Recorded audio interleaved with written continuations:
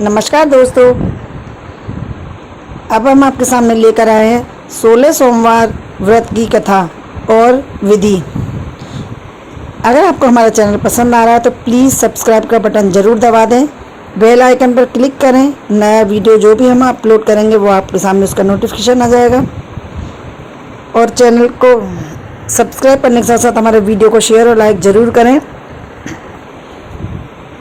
16 सोमवार का व्रत श्रावण, कार्तिक, माघ या वैशाख माह के सोमवार के दिन से प्रारंभ करना चाहिए।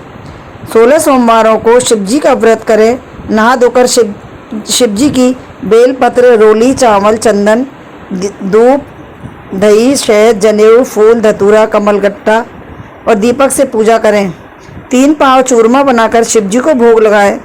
1 पाव शिवजी पर चढ़ा दें, 1 पाव स्वयं खा लें और 1 पाव का प्रसाद बांट दें। व्रत के दिन केवल चूरमा ही खावें, दूसरे दिन के लिए बचाकर नहीं रखें।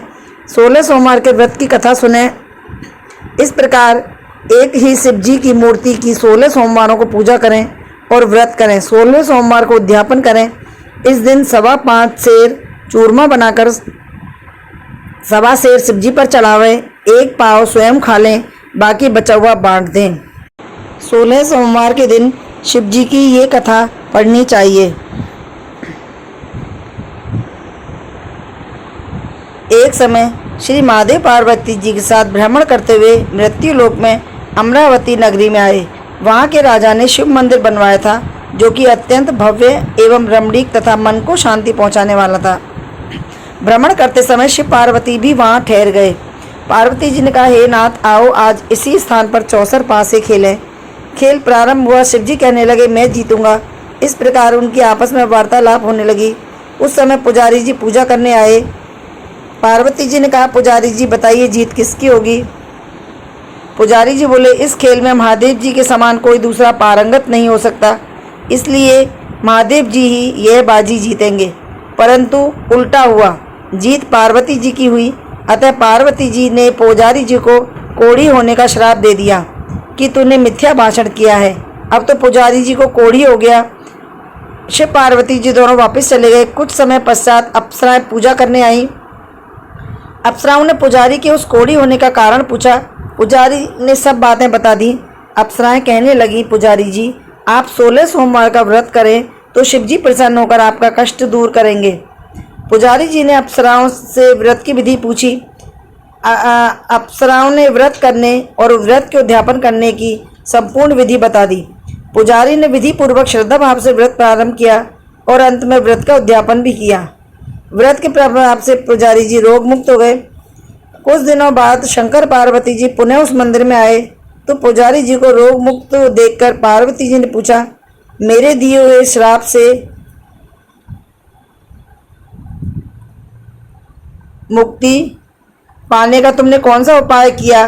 पुजारी जी ने कहा, हे माता, अप्सराओं द्वारा बताए गए 16 सोमवार के व्रत करने से मेरा यह कष्ट दूर हुआ है।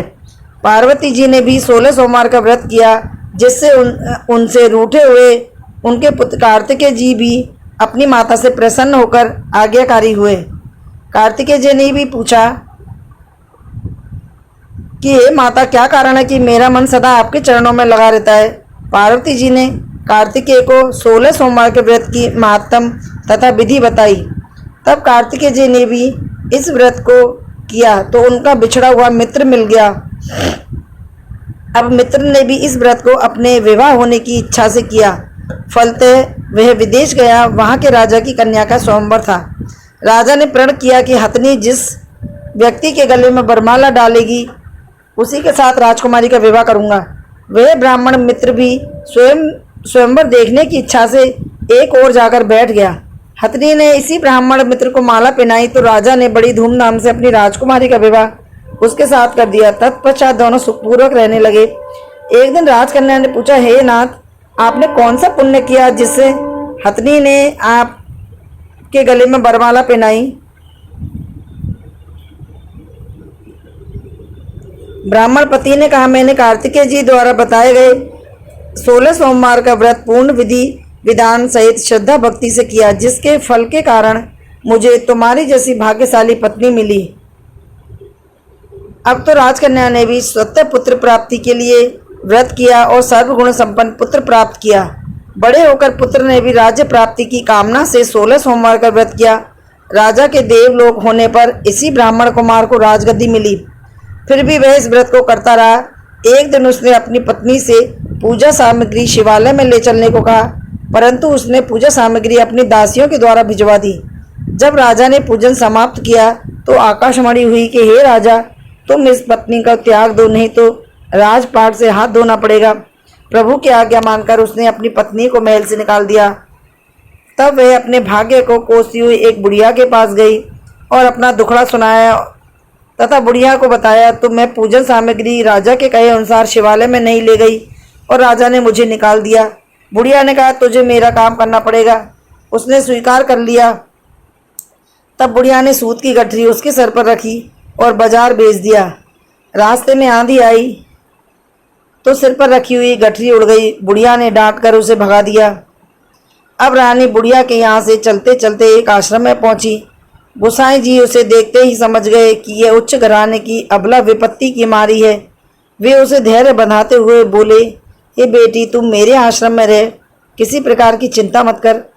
रानी आश्रम में रहने लगी, परंतु जिस वस्तु को वह हाथ लगाती उसी में कीड़े पड़ जाते। यह देखकर गोसाई जी ने पूछा, बेटी, किस देव के अपराध से ऐसा होता है? रानी ने बताया कि मैंने अपनी पति की आज्ञा का उल्लंघन किया और शिवालय में पूजन के लिए नहीं गई। इससे मुझे घोर कष्ट उठाने पड़ रहे हैं। गोसाई जी ने शिवजी से उसके कुशल क्षेम के लिए प्रार्थना की और कहा, हे बेटी, तुम 16 सोमवार का व्रत विधि के अनुसार करो।